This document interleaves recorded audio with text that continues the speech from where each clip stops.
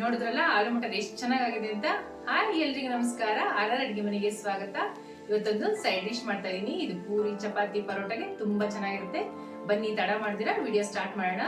ನಮ್ಮ ಚಾನೆಲ್ ನ ನೋಡ್ತಾ ಇದ್ದೀರಾ ಆದ್ರೆ ಸಬ್ಸ್ಕ್ರೈಬ್ ಮಾಡ್ಕೊಂಡು ನೋಡಿ. ಈ ವಿಡಿಯೋ ಇಷ್ಟ ಆದ್ರೆ ನಿಮ್ಮ ಫ್ಯಾಮಿಲಿ ಫ್ರೆಂಡ್ಸ್ಗೆ ಶೇರ್ ಮಾಡಿ, ಕಮೆಂಟ್ ಮಾಡೋದು ಮರಿಬೇಡಿ. ಒಂದು ಕಪ್ಪು ಹಸಿ ಬಟಾಣಿ ತೊಗೊಂಡಿದ್ದೀನಿ. ಇವಾಗ ಇದನ್ನ ತರ್ತರಿಯಾಗಿ ರುಬ್ಕೊಂಬಂದ್ಬಿಡೋಣ. ನೋಡಿ, ಇದು ತುಂಬಾ ನುಣ್ಣಗಾಗಬಾರ್ದು, ತರ್ತರಿಯಾಗಿ ರುಬ್ಕೊಬೇಕು. ಕ್ವಾಂಟಿಟಿ ಎಷ್ಟು ತೊಗೊಂಡಿದ್ದೀರಾ ಬಟಾಣಿ?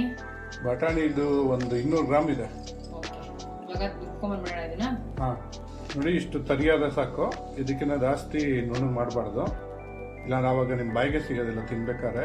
ಇವಾಗ ಒಂದು ಮಸಾಲೆ ರೆಡಿ ಮಾಡ್ಕೊಳ್ಳೋಣ ಬನ್ನಿ. ಫಸ್ಟು ಮಸಾಲೆಗೆ ಒಂದು 2 ಟೇಬಲ್ ಸ್ಪೂನ್ ಅಷ್ಟು ಧನಿಯಾ ಹಾಕ್ಕೊಂತ ಇದ್ದೀನಿ. ಅಂದ್ರೆ ಧನಿಯಾ ಅಂದ್ರೆ ಹಸಿ ಧನಿಯಾನ ಹುರಿದಿರೋದ? ಹಸಿ ಧನಿಯಾ ಹುರಿದಿರೋದೇನಲ್ಲ ಅದು. 1 ಟೇಬಲ್ ಸ್ಪೂನ್ ಅಷ್ಟು ಚಿಲ್ಲಿ ಪೌಡ್ರು, 1 ಇಂಚ್ ಅಷ್ಟು ಶುಂಠಿ, ಒಂದು 10ರಿಂದ 15 ಬೆಳ್ಳುಳ್ಳಿ ನೀವು ತಿನ್ನಲ್ಲ ಅಂದವರು ಸ್ಕಿಪ್ ಮಾಡ್ಕೊಬೋದು. ಕೆಲವರಿಗೆ ಫ್ಲೇವರ್ ಇಷ್ಟ ಆಗಲ್ಲ ಅಲ್ವಾ? ಅವ್ರು ಇಷ್ಟ ಆಗಲ್ಲ ಬೆಳ್ಳುಳ್ಳಿ. ಖಾರಕ್ಕೆ ಒಂದು 4ರಿಂದ 5 ಮೆಣಸಿನ್ಕಾಯಿ ಹಾಕೋತೀನಿ, ಹಸಿ ಮೆಣಸಿನ್ಕಾಯಿ. ಚಿಲ್ಲಿ ಪೌಡರ್ ಬೇರೆ ಹಾಕೊಂಡಿದ್ರಲ್ಲ ಅದಕ್ಕೆ. ಹೌದು. ನೋಡಿ, ಸ್ವಲ್ಪ ಕೊತ್ತಂಬರಿ ಕಡ್ಡಿ ಸಮೇತ ಹಾಕ್ಕೊಂತ ಇದ್ದೀನಿ. ಕಡ್ಡಿ ಹಾಕೊಂಡ್ರೆ ಫ್ಲೇವರ್ ತುಂಬ ಚೆನ್ನಾಗಿರುತ್ತೆ ಇದಕ್ಕೆ, ಅದಕ್ಕೆ ಕಡ್ಡಿ ಸಮೇತ ಹಾಕ್ಕೊಂತ ಇದ್ದೀನಿ. 1 ಚಿಟಿಕೆ ಅಷ್ಟು ಅರ್ಶಿನ ಹಾಕ್ಕೊಂತ ಇದ್ದೀನಿ. ಅಡುಗೆ ಮನೆಯವ್ರೆ, ಇದು ಫೈನ್ ಪೇಸ್ಟ್ ಆಗಿ ರುಬ್ಕೊಂಡು ಕೊಟ್ಬಿಡಿ ಒಂಚೂರು ನಿಮಗೆ. ನೋಡಿ, ಈ ತರ ಫೈನ್ ಪೇಸ್ಟ್ ಆಗಿ ರುಬ್ಕೋಬೇಕು. ಇವಾಗ ಮುಂದೆ ಏನ್ ಮಾಡೋದು ಅಂತ ನೋಡೋಣ ಬನ್ನಿ. ನೆಕ್ಸ್ಟ್ ಏನ್ ಮಾಡ್ತಾ ಇದೀರಿ? ಪ್ಯಾನ್ ತಗೊಂಡು ಎಣ್ಣೆ ಹಾಕೊಂತ ಇದೀನಿ, ಒಂದು 3-4 ಸ್ಪೂನ್ ಅಷ್ಟು. ಒಗ್ಗರಣೆ ಮಾಡ್ಕೊಳಕ್ಕ? ಒಗ್ಗರಣೆ ರೀ, ಯಾರೋ ಅಡುಗೆ ಮನೆಯವ್ರೆ, ಒಗ್ಗರಣೆ ಹಾಕ್ಬಾರ್ದು. ಒಗ್ಗರಣೆ ಇನ್ನೂ ಟೈಮ್ ಇದೆ. ನೀವು ಹೋಟ್ಲಲ್ಲಿ ತಿನ್ನಂಗೆ ತಿನ್ಬೇಕು ಅಂದ್ರೆ ನಾನೇನ್ ಮಾಡ್ತಾ ಇದ್ದೀನಿ ಆ ತರನೇ ಮಾಡ್ಕೊಂಡ್ರೆ ಹೋಟ್ಲಲ್ಲೂ ಇರಲ್ಲ ಟೇಸ್ಟು, ಆ ತರ ಇರುತ್ತೆ. ನೋಡಿ, ಎಣ್ಣೆ ಕಾದಿದೆ. ಅವಾಗಲೇ ತರ್ತರಿಯಾಗಿ ರುಬ್ಬಿಕೊಂಡಿದ್ವಲ್ಲ ಬಟಾಣಿನ, ಅದನ್ನ ಹಾಕೋಣ. ನೋಡಿ, ಇದು ಎಣ್ಣೆಲೆ ಫ್ರೈ ಮಾಡ್ಕೋಬೇಕು ಚೆನ್ನಾಗಿ. ಹಸಿ ವಾಸನೆ ಹೋಗ್ಬೇಕು ಬಟಾಣಿಲಿ, ನಿಮ್ಗೆ ಹಸಿ ವಾಸನೆ ಹೋಗ್ಬೇಕು. ಒಂದು 7ರಿಂದ 8 ನಿಮಿಷ ತಗೊಳುತ್ತೆ ಇದು ಫ್ರೈ ಆಯಿಲದೆ. ಅದುವರೆಗೂ ಚೆನ್ನಾಗಿ ಫ್ರೈ ಮಾಡ್ಕೋಬೇಕು, ಹಸಿ ವಾಸನೆ ಹೋಗ್ಬೇಕು ಇದು. ನೋಡಿ, ಒಂದು 6-7 ನಿಮಿಷ ಆಗಿದೆ. ಹೆಂಗಾಗಿದೆ ಅಂತ ನೋಡೋಣ. ನೋಡಿ, ಚೆನ್ನಾಗಿ ಫ್ರೈ ಆಗಿದೆ ಬಟಾಣಿ. ಇವಾಗ ಸ್ಟವ್ ಆಫ್ ಮಾಡ್ಕೊಂಬಿಡೋಣ. ಬಟಾಣಿ ಫ್ರೈ ಆಯಿತು. ಇವಾಗ ನಿಮಗೆ ಇನ್ನೊಂದು ಫ್ರೈ ಮಾಡ್ಕೋಬೇಕು. ಒಂದು ಬಾಂಡಿ ತೊಗೊಂಡು ಸ್ವಲ್ಪ ಎಣ್ಣೆ ಹಾಕ್ಕೊಂತ ಇದ್ದೀನಿ. ಏನಪ್ಪ ಡಿಫ್ರೆಂಟ್ ಆಗಿ ಮಾಡ್ತಾ ಇದ್ದೀರಾ? ಫ್ರೈ ಮಾಡ್ತಾ ಇದ್ದೀನಿ ಅನ್ಕೊಂಡಿದ್ದೀರಾ? ಫ್ರೈ ಮಾಡ್ತಾನೆ ಇದ್ದೀರಾ? ಹಂಗೆ ನೋಡ್ಬಿಡಿ, ಸೂಪರ್ ಆಗಿರುತ್ತೆ. ನೋಡಿ, ಎಣ್ಣೆ ಕಾಯ್ದಿದೆ. ಒಂದು ಅರ್ಧ table spoon Kashmiri chilli powder ಹಾಕ್ಕೊಂತ ಇದ್ದೀನಿ. ಸ್ವಲ್ಪ ಇದು ಎಣ್ಣೆಯಲ್ಲಿ ಕರೆಸ್ಕೊಬಿಡೋಣ. ಸ್ವಲ್ಪ ಬಿಸಿ ಆಗ್ಬೇಕಾ ಚಿಲ್ಲಿ ಪೌಡ್ರು?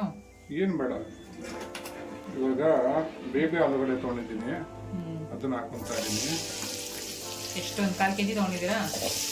ಒಂದು 1/4 kg ಇದೆ. ಇವಾಗ ಇದನ್ನ ಎಣ್ಣೆಲೆ ಚೆನ್ನಾಗಿ ಗೋಲ್ಡನ್ ಬ್ರೌನ್ ಕಲರ್ ಬರೋವರೆಗೂ ಫ್ರೈ ಮಾಡ್ಕೋಬೇಕು. ಬೇಯಬೇಕು, ಎಣ್ಣೆಲಿ ಚೆನ್ನಾಗಿ ಬೇಯಬೇಕು, ಅದ್ರವರೆಗೂ ಫ್ರೈ ಮಾಡ್ಕೋಬೇಕು. ನೋಡಿದ ತಕ್ಷಣ ಕಣ್ಣಾಳ್ತಲೇ ಹೇಳ್ಬಿಡ್ತೀನಿ ನಾನು, ಎಷ್ಟು 1/4 kg ಇರ್ಬೋದಾ ಅಂತ. ನಿಮ್ಗಿರೋ ಸರ್ವಿಸ್ ನೀವು ಅಷ್ಟು ಗೊತ್ತಾಗಿಲ್ಲ ಅಂದ್ರೆ ಹೆಂಗೆ ರೀ? ಇದು ಯಾವ ಸ್ಟೈಲ್ ಮಾಡ್ತಾ ಇರೋದು ಇವಾಗ ನೀವು? ಇದು ನಿಮಗೆ north Indian style, restaurant style. North ಇಂಡಿಯಲ್ಲಿ ರೆಸ್ಟೋರೆಂಟ್ಗಳಲ್ಲಿ ಮಾಡ್ತಾರೆ, ಆ ಥರ ನಾರ್ತ್ ಇಂಡಿಯನ್ ಸ್ಟೈಲಲ್ಲಿ ಮಾಡ್ತಾರದು. ತುಂಬ ಚೆನ್ನಾಗಿರುತ್ತೆ. ನೋಡಿ, ರೆಸಿಪಿ ಫುಲ್ ನೋಡ್ರೆ ನಿಮಗೆ ಗೊತ್ತಾಗುತ್ತೆ. ಗೊತ್ತಾಗ್ತಿದೆ. ಇವಾಗ ಇದನ್ನ ಚೆನ್ನಾಗಿ ಆಲೂಗಡ್ಡೆನ ಫ್ರೈ ಮಾಡ್ಕೊಡೋಣ ಎಣ್ಣೆಯಲ್ಲಿ. ನಾನಂತೂ ಒಂದು ದಿವಸನೂ ಮಾಡಿಲ್ಲ ಈ ಥರ ಬಟಾಣಿ ಈ ಥರ ಕೊಂಡು. ನೀವು ಸೌತ್ ಇಂಡಿಯನ್ ಮಾಡ್ತಾ ಇರ್ತೀರಾ. ಸೌತ್ ಇಂಡಿಯನ್ ಅಲ್ಲಿ ಸ್ವಲ್ಪ ಕಡಿಮೆ ಈ ಥರ ಮಾಡೋದೆಲ್ಲ ಕಡಿಮೆ. ಇವಾಗ ಇದನ್ನ ಫ್ರೈ ಮಾಡ್ಕೊಂಬಿಡೋಣ. ಫ್ರೈ ಮಾಡ್ತಾ ಇದ್ದೀನಲ್ಲ.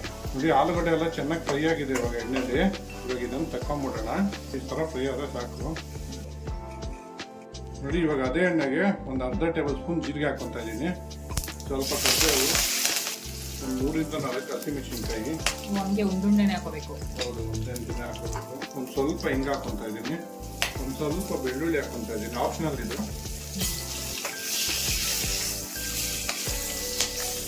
ಒಂದು ಈರುಳ್ಳಿ ಕಟ್ ಮಾಡಿ ಇಟ್ಕೊಂಡಿದ್ದೀನಿ, ಅದನ್ನು ಹಾಕ್ಕೊಂತ ಇದ್ದೀನಿ. ಈರುಳ್ಳಿ ಸ್ವಲ್ಪ ಎಣ್ಣೆಗೆ ಫ್ರೈ ಹಾಕಬೇಕು. ಅಡುಗೆ ಮನೆಯವ್ರೆ, ಮೊನ್ನೆ ನಾವು ಇದು ಮಾಡಿದ್ರಲ್ಲ ಪನ್ನೀರ್ 65, ಅದಕ್ಕಿಂತ ಟೇಸ್ಟ್ ಜಾಸ್ತಿ ಇರುತ್ತೆ ಇದು. ಚಪಾತಿ, ಪೂರಿ, ಪರೋಟ, ಕುಚ್ಚ, ಅದಕ್ಕೆಲ್ಲ ಸೂಪರ್ ಆಗುತ್ತೆ.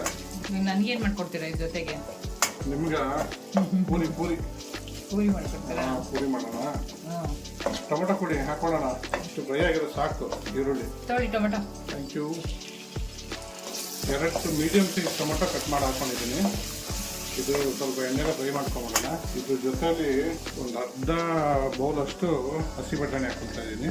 ಬಟಾಣಿ ಜೊತೆ ಟೊಮೊಟೊ ಎಲ್ಲ ಜೊತೆಲಿ ಬೇಯಬೇಕು ಜೊತೆಲಿ. ಹಂಗೆ ಉಪ್ಪು ಇವಾಗ ಹಾಕೊಳ್ಳಲ್ವಾ? ಉಪ್ಪು ಹಾಕೊಳ್ಳೋಣ. ಸ್ವಲ್ಪ ಫ್ರೈ ಆಗಲಿ.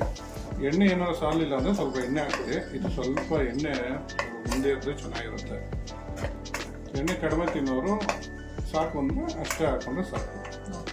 ಈ ಬಟಾಣಿ ಎಲ್ಲ ಸ್ವಲ್ಪ ಬಾಡಿದೆ. ಇವಾಗ ರುಚಿಗೆ ತಕ್ಕಷ್ಟು ಉಪ್ಪು ಹಾಕೊತಾ ಇದ್ದೀನಿ. ನಾನು ಇದ್ರಲ್ಲಿ 1 ಸ್ಪೂನ್ ಹಾಕೊತಾ ಇದ್ದೀನಿ. ಟೊಮೆಟೊ ಚೆನ್ನಾಗಿ ಫ್ರೈ ಆಗಿದೆ ಅಲ್ಲ? ಟೊಮೆಟೊ ಎಲ್ಲ ಫ್ರೈ ಆಗಿಬಿಡಿದೆ. ಯಾರು ಅಡುಗೆ ಮನೆಯವರೇ ಸಾಕು ಉಪ್ಪು ಹಾಕೊಂಡಿದ್ದು ಇಲ್ಲ ನಿಮ್ಮ ಎಕ್ಸ್ಪೀರಿಯನ್ಸ್ ಪ್ರಕಾರ ಇನ್ನೊಂಚೂರು ಹಾಕೋಬೇಕಾ? ಇನ್ನೊಂಚೂರು ಹಾಕೊಳ್ಳಿ. ಒಂಚೂರು ಹಾಕೋಬೇಕಾ? 1/4 ಟೇಬಲ್ ಸ್ಪೂನ್ ಹಾಕೊಳ್ಳಿ. ಸಾಕು. ಇಷ್ಟು ನೋಡಿ, ಇಷ್ಟು ಹಾಕೊಂಡು ಸಾಕು. ಇದಕ್ಕೆ ಇವಾಗ ಬಟಾಣಿ ಫ್ರೈ ಮಾಡಿಕೊಂಡಿದ್ರಲ್ಲ ಎಣ್ಣೆಲಿ, ಅದನ್ನ ಹಾಕೊಂಡ್ಬಿಡೋಣ.